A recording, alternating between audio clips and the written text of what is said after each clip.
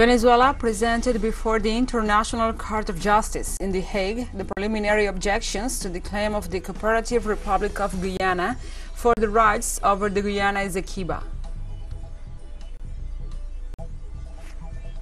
Also in the United Nations, Russia denounced before the Security Council the bad intentions of the West after the missile incident in Poland. And in Sudan, military and opposition representatives reached a preliminary agreement on the country's transitional period.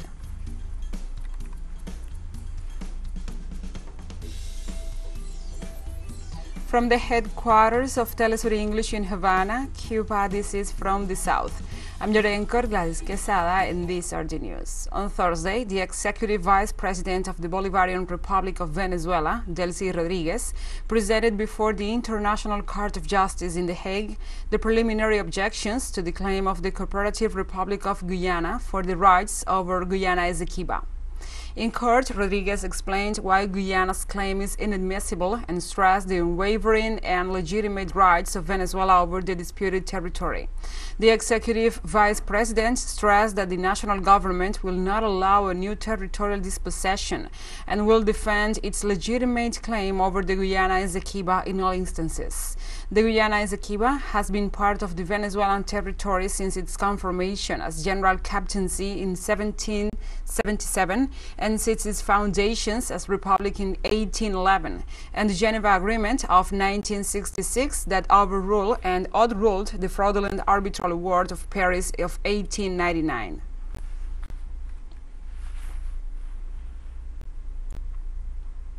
In Colombia, a public hearing of the Special Jurisdiction for Peace was held to clarify the facts that occur in the framework of the armed conflict in 27 cemeteries in the region in order to search for people reported as missing. The public hearing was held in the center of the country, in the municipality of Marsella, department of Risaralda. During the event, the JEP urged the precautionary measures to be taken in 27 of the region's cemeteries to search for people reported missing. Also, the attendees during the hearing, the territorial nature of the conflict, which has mainly affected the rural areas of the country, was highlighted.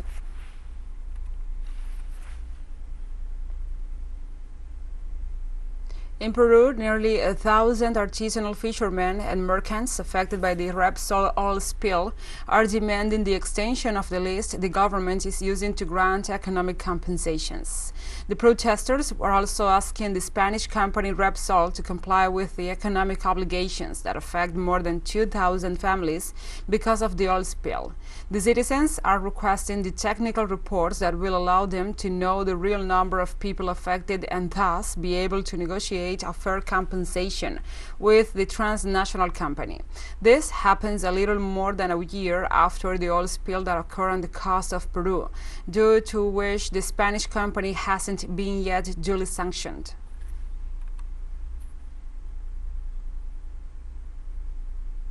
The Mexican government rejected the immigration control actions announced by Texas under the pretext of defending the common border against an alleged migrant invasion. In a statement, the Mexican Foreign Ministry pointed out that only the federal government could issue the application of migratory laws, border control, and the negotiation of international agreements. Therefore, only the federal governments of both countries can hold dialogues on these matters. The governor of Texas announced that the Department of Public Safety agents will be able to arrest and deport illegal migrants at the border. However, the Foreign Ministry remarked its tireless work on a more orderly, safe, and humane migration.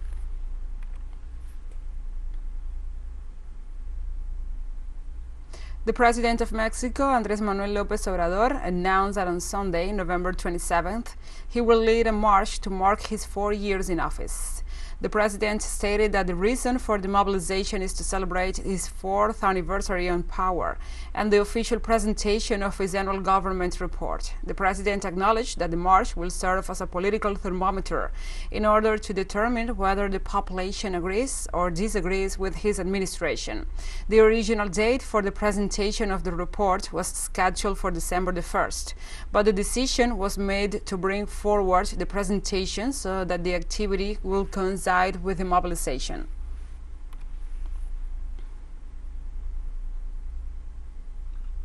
The government of Jamaica decreed a state of public emergency to combat rising violence in several police divisions and parishes on the island. The provision was decreed by the authorities through two separate orders. The first covers the parishes of Clarendon and St. Catherine, as well as the police divisions of the capital Kingston and St. Catherine, while the second covers the districts of St. James, Westmoreland, and Hanover. The Prime Minister, Andrew Holness, decided to recommend to the Governor-General, Patrick Allen, the declaration of a state of emergency after an extensive study and with the advice of those responsible for public safety.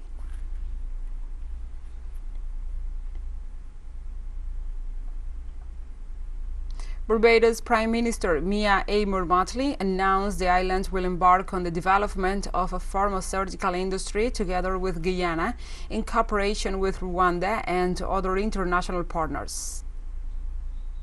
Major achievement for a small state like Barbados to be able to locate itself at the center of the Americas as a location for the development of a pharmaceutical industry. The Prime Minister also stated that this will also represent opportunities for all Barbadians graduates. 6,000 graduates at the Cave Hill campus of the University of the West Indies in the last 5 years. When I was last Minister of Economic Affairs and Development in 2007, I produced a draft plan then that spoke to the need for us to rest our industrial development on two things, on pharmaceuticals and ICT. I don't need to tell you how important, therefore, this is to give our graduates choices. We'll take a short break, but first, remember you can follow us on our TikTok account at TeleSUR English, in which you will be able to see news in different formats, news updates and more. Other stories coming up, stay with us.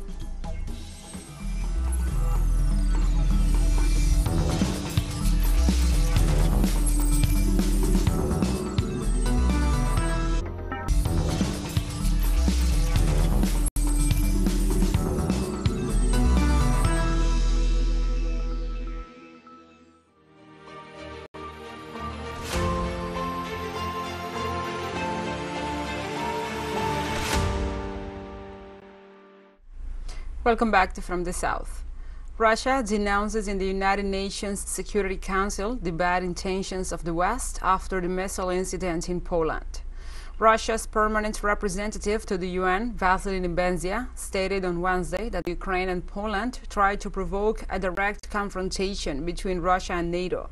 The Russian representative indicated that when the president of Ukraine, Volodymyr Zelensky, blamed Moscow, it was impossible that he was unaware that precisely the Ukrainian missiles launched by the anti-aircraft defense system had reached the territory of Poland.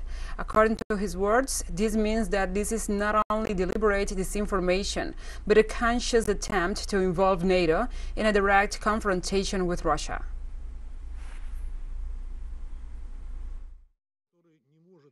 It was Ukrainian missiles that crossed into Polish territory launched by Ukrainian air defense systems. That means that this is not just an intentional attempt of disinformation, but a conscious attempt to involve NATO, which is conducting a proxy war with Russia in Ukraine, to involve it into a direct conflict with our country.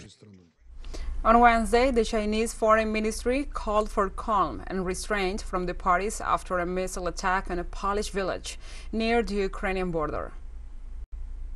We have taken note of relevant reports.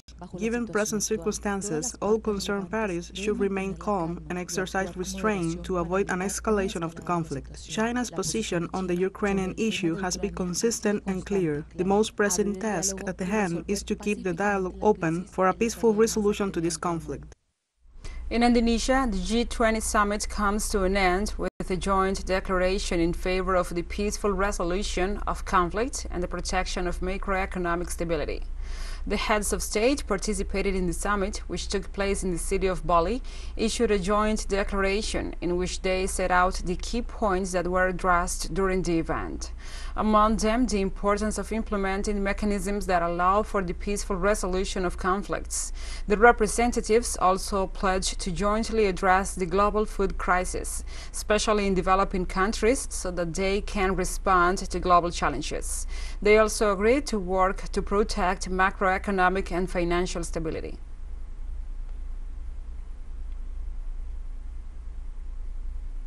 During his stay in Indonesia, Argentinian President Alberto Fernandez met with the head of the IMF, Kristalina Georgieva, and they agreed to discuss in December about the surcharges paid by indebted countries to improve their financial situation. During the meeting, Fernandez pointed out that the conflict in Ukraine has cost his country some $5 billion due to the increase in energy prices. The head of the IMF expressed her enthusiasm with the meeting and stressed the importance of Argentina's progress in reducing inflation.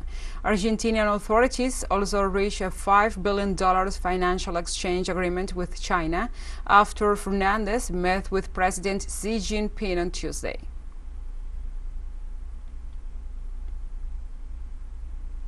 The United Kingdom entered a recession, and its gross domestic product will fall by 1.4% in 2023, reported Chancellor of the Exchequer Jeremy Hunt, as he presented an autumn statement to Parliament with $65 billion for tax hikes and spending cuts.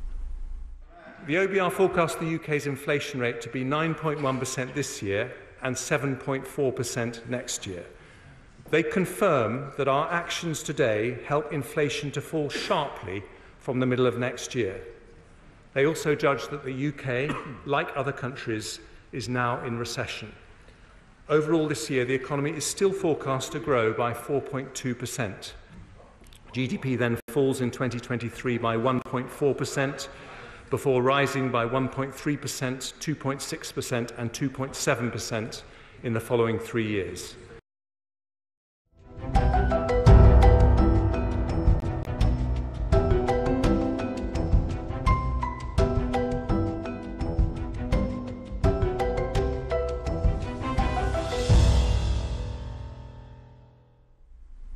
Now we move on to other topics. Speaking before attendees at the United Nations Climate Change Conference, COP27 in Egypt, Brazilian President-elect Luiz Inácio Lula da Silva said while humanity have spent trillions of dollars in wars, there are still 900 million people around the world who have nothing to eat. Spend trillions of dollars in wars that only bring destruction and death, while 900 million people around the world have nothing to eat. And we experience a moment where we have growing tensions and multiple crises, the risk of a nuclear war, geopolitical tensions, crisis of food supply, in energy too, and erosion of biodiversity, intolerable increase of inequality. These are hard times, but it was always in difficult times and crises that humanity found the force to confront and overcome the challenges. And we have more news coming up after a final short break, so stay with us.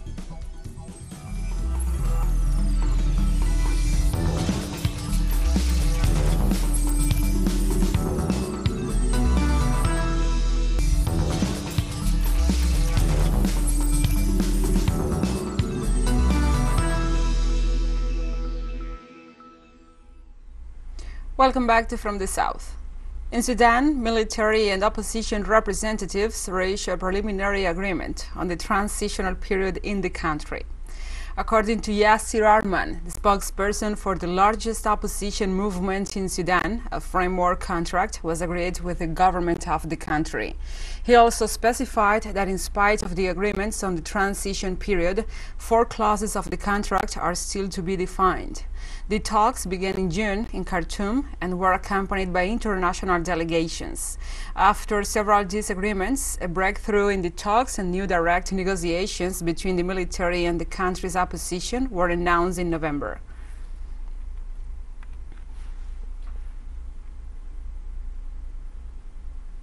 On Wednesday, a second contingent of Kenyan troops deployed under the banner of a regional bloc arrived in the war-ravaged east of the Democratic Republic of the Congo. The soldiers flew into Goma from Nairobi as part of over 900 Kenyan troops expected to arrive in Congo. East African Community troops will join them to help the Congolese government battle rebels who now control key localities, forcing thousands of citizens to flee their homes. The M23 rebel group rose to prominence about a decade ago when its fighters seized control of Goma. They later entered into a peace agreement with the government, but re-emerged late last year saying the terms had not been met.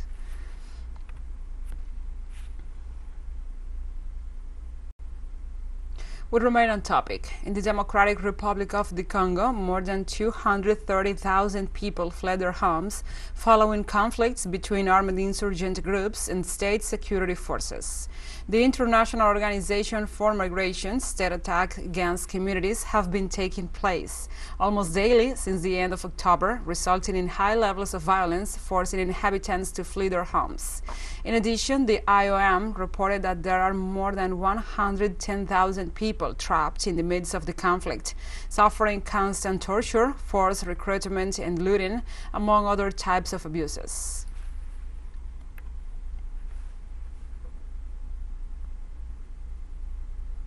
And the Cuban President Miguel Díaz-Canel arrived in the People's Democratic Republic of Algeria for an official visit from 16th to 19th of November. Prime Minister Aymin Benrahma and senior health and culture officials received the Cuban head of state. They all highlighted this visit takes place in the context of the 60th anniversary of diplomatic relations between both countries.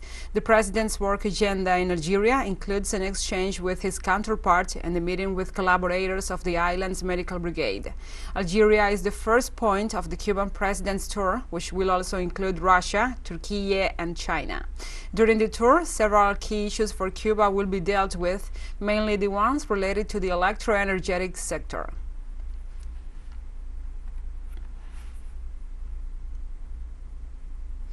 And 4 days or 3 days before the opening game of the 2022 FIFA World Cup, fans from across the world gather in Doha, Qatar, while security preparations are underway at some stadiums.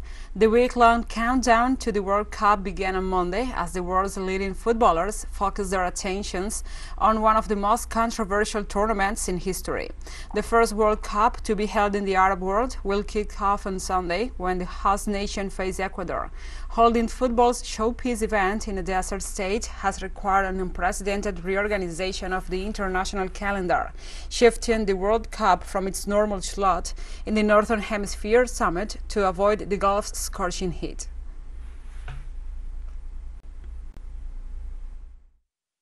We arrived this morning at midnight.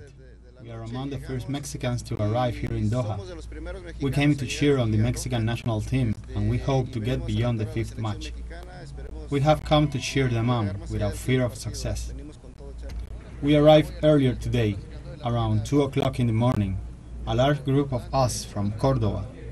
We have come to watch the games and we hope that on the 18th we will all be here in blue and white, celebrating the victory in the World Cup. And we have a disclaimer to announce. Our Facebook page was hacked and is currently displaying content out of our agenda and against our social, moral, political, and informative premises. We stress TeleSUR English is not responsible for these posts that violate Facebook's community standards. We invite our viewers to join us on our new Facebook page at TeleSUR English Official to stay up to date on the current world events.